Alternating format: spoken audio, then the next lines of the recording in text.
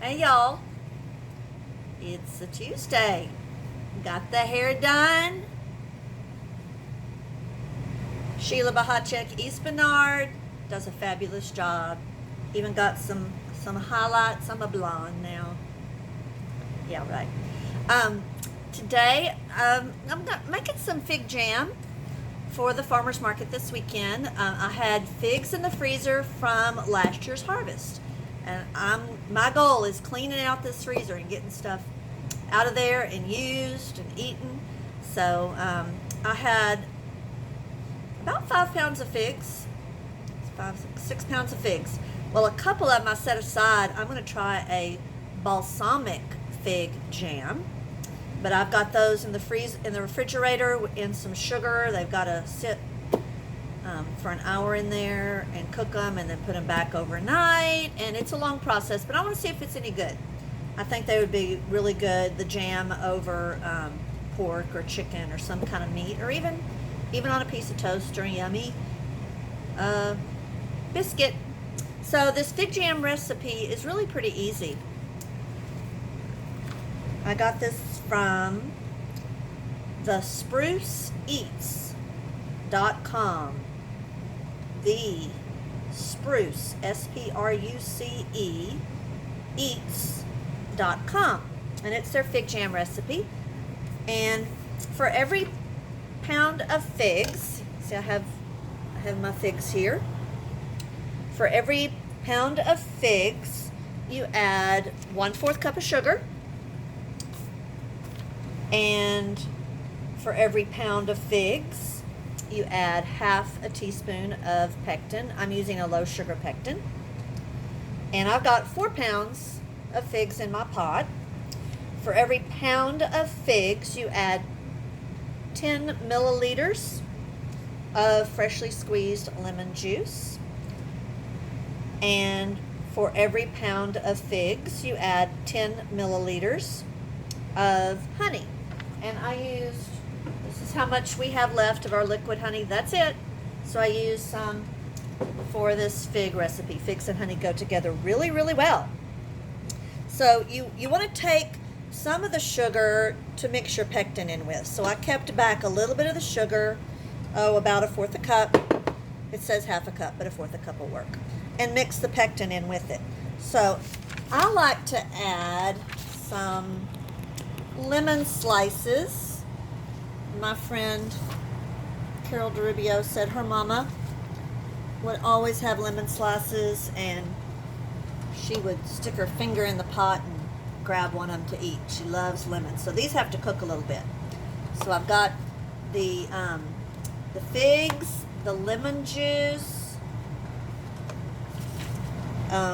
most of the sugar, and the honey in the pot. And I'm cooking it. I'm gonna let it come to a simmer. And once it gets to a simmer, then I'm gonna add in my pectin and sugar. I've got my jars boiling. I'm doing 1/2 pints today. I've got my lids boiling so that everything is sterile and will be hot when I'm ready for that. So once I put in my sugar and my pectin, I'm going to turn my heat to about medium-low, and I'm going to kind of mash the figs. I don't want it pulverized because I still want to see pieces of fig in there. So I'm going to just kind of mash them gently with my spoon and break them apart. You don't have to peel your figs. This will give it a chunky texture. So we continue to cook it until the mixture gets to about 212 degrees Fahrenheit. Takes maybe 8 to 10 minutes. You kind of stir it. If you want a firmer jam, you would cook it longer. Now I always do a test. I've got a little plate in the freezer, and what I'll do is when it reaches 212, I'll take a little of my jam and I'll put it on that cold plate. And then I'm going to run my finger through it. And if that empty space where I ran my finger stays and the jam doesn't run back together, then it's ready. So that's always a test. If you don't have a thermometer, that always does well. If it runs back together, you just cook it longer, and just more water needs to evaporate. The pectin needs to work. So when I'm ready to put them in the jars, I'll take those jars out and fill them with a 1/2 inch headspace, and put my bands on, put them in my water bath with about an inch of water over the jars, and process them. I'll bring it to a boil, to where it's a rolling boil. I'll process them for 10 minutes. I usually put the lid on to keep it really, really boiling.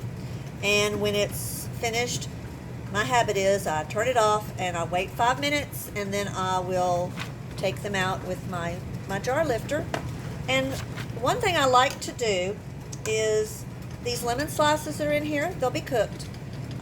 Once I put my jam in the jars, I like to push a lemon slice down the side of the jar so you can actually see the lemon slice in the jar. It's really pretty and makes it a little bit fancy, which, you know, I like fancy things. So hopefully it's gonna, it always turns out good. Stephen loves fig jam, his daddy does. People always sell out at the farmer's market. That's a really hot item. I have a fig tree. It's a Texas everbearing fig, or you might know it as a mission fig. They're small little figs that turn brown, and usually I start picking them about July the 4th.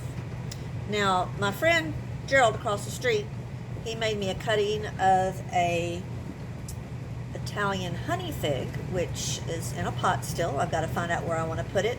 And it makes a big fig.